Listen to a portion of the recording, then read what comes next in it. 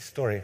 It's a story about company I've been lucky to be working with, and today I would like to share some ideas, challenges, and issues we had to face and get over during transition from traditional model of testing to agile, and mainly for manual testing to automated testing. I believe that test automation is a really exciting topic, so I will focus on it today. And I will describe 4 sequential steps that should be taken to implement automation in the company. But first thing first, in very dark times of beginning of the software industry, the traditional methodologies rule the world, and despite their public announcements or statements, they treated testing as a necessary evil. Tests took place at the very end of the whole process, and it used to be the very first thing to be cut when project was running out of time.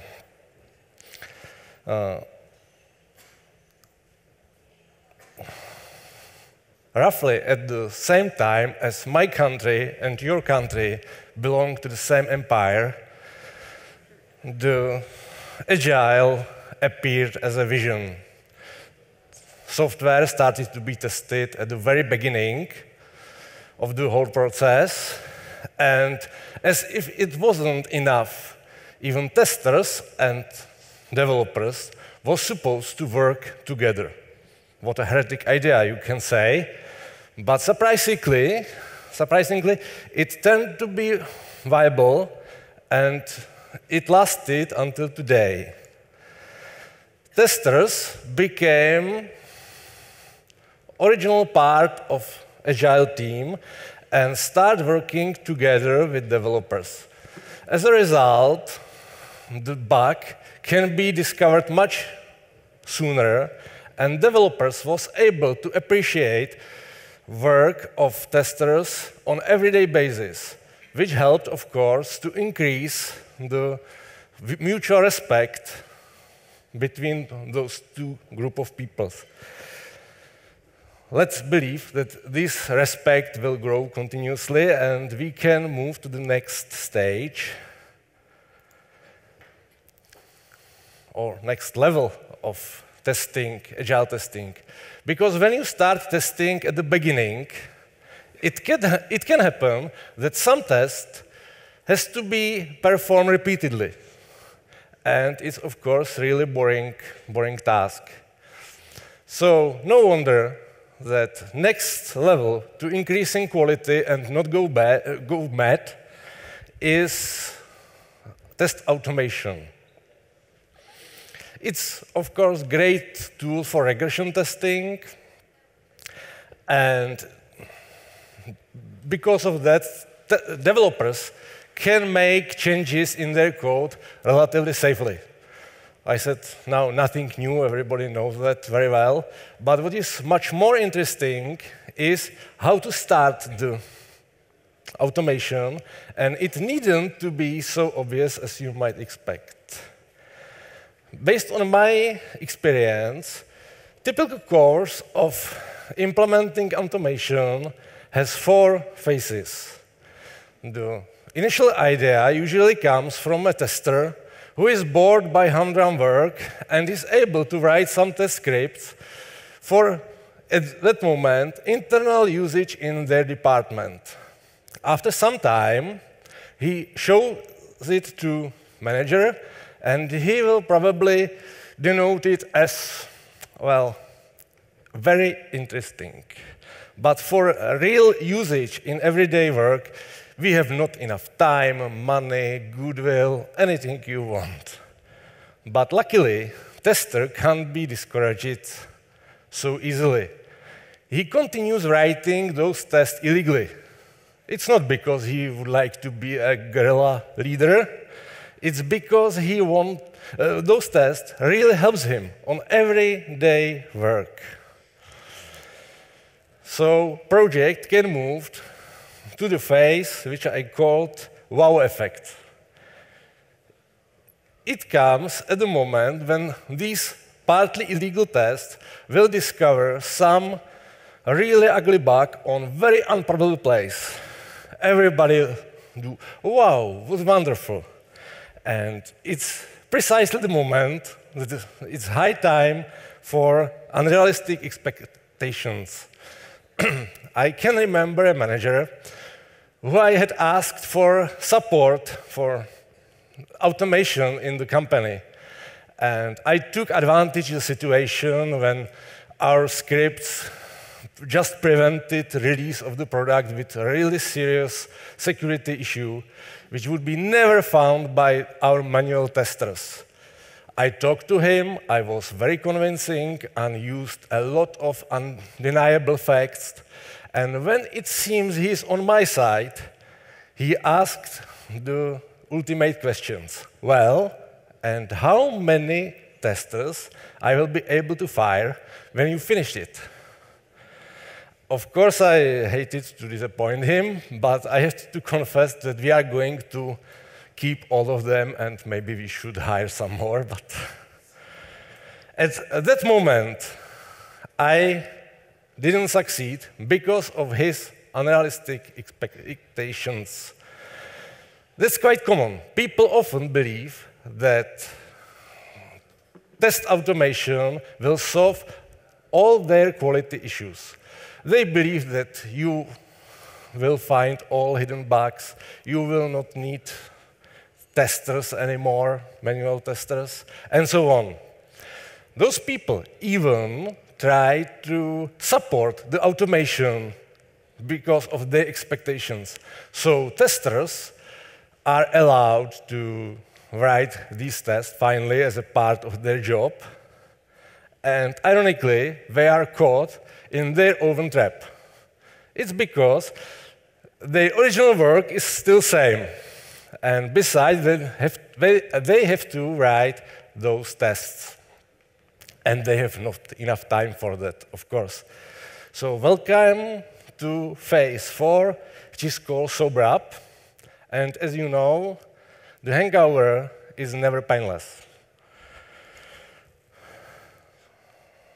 Sorry.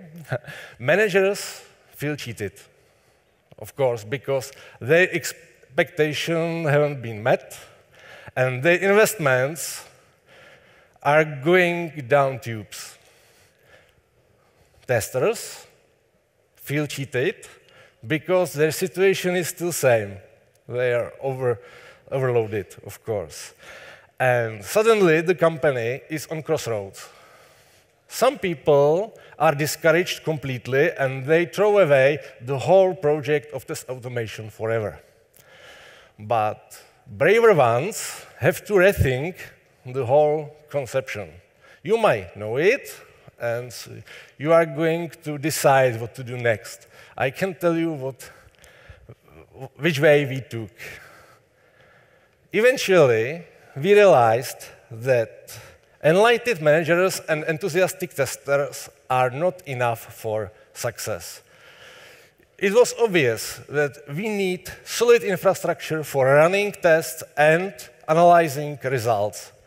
Because you know that nothing can destroy reputation of automation better than test results that are inconsistent. Of course, you have to pay great attention what test case you should automate and what not. One of the most important questions we had to answer was, who should write tests? Actually, we had to answer the question from the title of the presentation. You have two options. You can either let developers to write tests for the application, or you can teach testers to program. Both is possible, and the first option is quite logical, and no wonder that we decided it was our first choice in our wow effect phase. We dedicated a few testers for writing tests and put our unreal expectations on them. Unfortunately, very quickly, we saw the disadvantages of this setup, because you wouldn't believe how huge amount of work people can find for other people. The team of automated testers were overloaded within 2 weeks, and new and new requests from developers came for automated testing. And on the other hand, when something wrong happened with tests, the developers had a small, if any, motivation to help them to fix the issue. It had been easier to make Stone crying than to force developer admit that he had made a change that could broke test. Tests weren't their business. So all these facts caused us to change our minds and let developers write tests. It turned out that test automation impacts all parts of development. Testers, developers, managers, all of them. So it's only fair that all those people will contribute. On the other hand, all participants should take benefits of automated testing. But there is a problem that all those people had slightly different expectations about those benefits, and they expect something else. For example, managers, of course, expect more or better quality for less money. What do testers want? Of course, less boring work. And developers, as I'm aware, wanted a lot of tests that cover their code in their module. And now imagine that you let all those people to write automated tests. Every single author will write tests in a way which fits his or her expectation best. It's quite logical, understandable, and you cannot blame anybody for it. So testers start to write or automate the most boring and time-consuming functional tests. Developers will start to write unit tests, and managers won't write any test at all. I don't know why. But, so you have a different set of tests. You might think, who cares? Tests are tests. The only matters is that they work as expected. Yeah, that's true. I thought so for some time, as foolish I was. Unfortunately, it turned out that such tests are valid or useful just for one small group of people. Because testers don't understand tests written by developers. They have no idea what those tests were doing, so they cannot use it for everyday work. And developers, of course, don't trust tests written by some testers. And if something went wrong with those tests, they simply blame it for poorly written tests. How to do it? What's wrong with it? How to solve it? Of course, we need to find someone who is able to connect all these parts and both worlds, developers and testers. It's, of course, very, very difficult task. You need someone who can test and can program. He needn't to be top programmer nor expert tester, but he has to be able to get over prejudices on both sides. Someone who can talk to people, who is respected enough for both sides. And if you find someone like this, you are winning, because you can slightly change your agile team to the form you can see in the picture. You can see that in this case, one more role is involved in the team. It's a guy, you can call him a tester or automator, AT expert, or something like that. But the idea is that he is able to connect testers and developers. In this team, tester can find the best test cases or most needed test cases for automation. Test developer is able to evaluate difficulty of automation and suitability for automation, and developers knows perfectly the product and developers' needs. Good news for managers is that it needn't to be definitely 3 people, but you definitely need 3 roles. And sometimes you can find between your people someone who will take 2 of these roles. That's okay, and so it needn't to be very people-consuming scheme.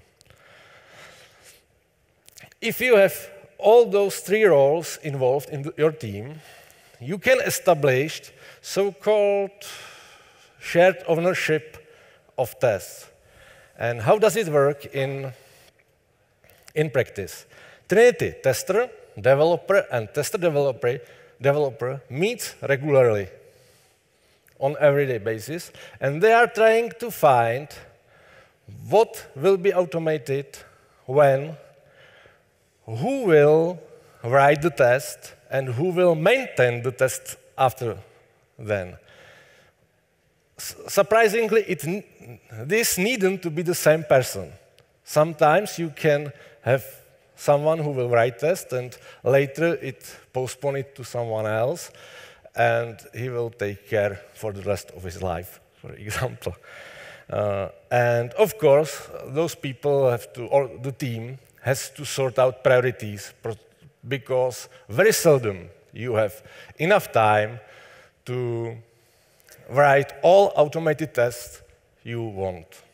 Of course, it's life. By the end of the presentation, we should answer the final question. Who is better, developing tester or testing developer?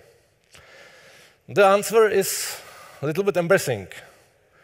As we saw, none of them can do 100% job. But it has proven successful to extend the agile team for one role of test developer who can help them with automation. But despite this, even if you find such a great person, you have to count on a lot of objections. Technical, at first technical, that something is not working all the time, or psychological, that someone doesn't work to someone else, or someone doesn't trust to something, and things like that. That's all from me today, and may you never forget that testing is not target. It's not goal. It's just path to improving the quality. My name is SLAVOJ PÍSEK, and if you're waiting for the most opportune moment to ask a question, it's now. Thank you very much. So the first question, what do you think about the approach when developers develop the test frameworks and testers develop the tests in it? Thank you very much for that question. It's exactly the approach we used in our company, and it's our current state. We finally ended with this because the test framework must be very solid and very reliable. And you need, for developing it, you need senior developers, really skilled programmers. And it's true that those people don't like to test. That's fact.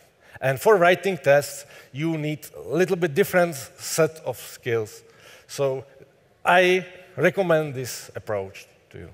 Yep. Thank you. Next question on the screen. What do you think, who can be a good test developer?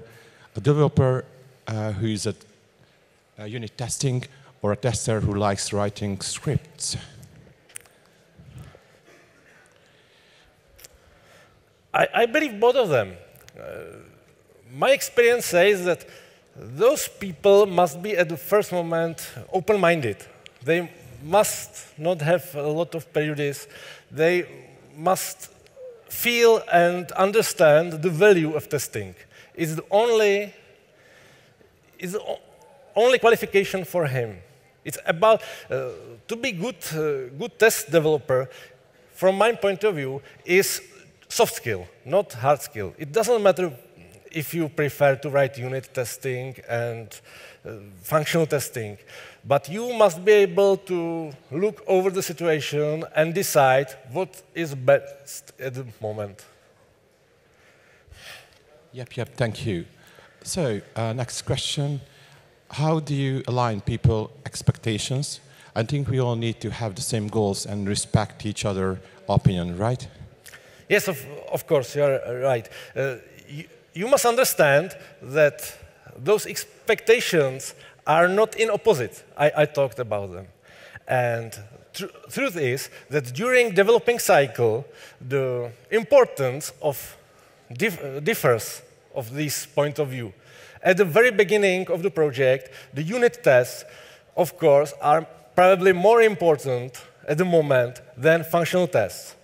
Just few minutes before release, the functional tests are more important than unit tests because it's different stage of project. So the question was, how do you align?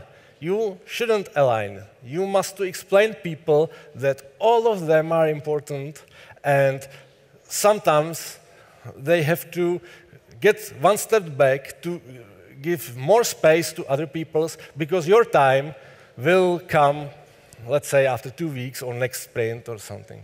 Yeah, thank you. So 2 more questions. Test cases are crucial. In what, why, and what kind of test cases? Detailed or only some structure? Many questions in one. Why aren't acceptance criteria combined with examples enough? I understand. It's because some test cases are much more suitable for test automation than others. And for 2 reasons. Some test cases are not suitable for automation because of their reliability. And some of them, that price of automation would be so high that it's much cheaper to do it manually. And if you're growing or building up trust to do your test automation in your company, you have to select the most suitable test, because you cannot automate everything at the moment. So you have to start with the most suitable things.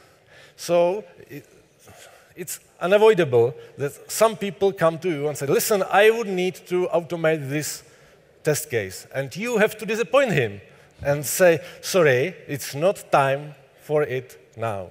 Maybe after 6 months, 1 year, when our infrastructure will be better tested, our test base will be much more solid, we can start doing even test cases like this.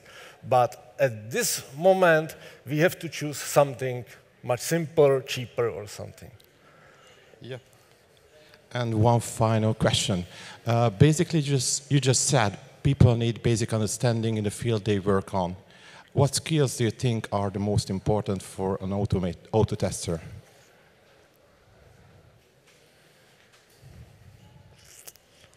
What skills?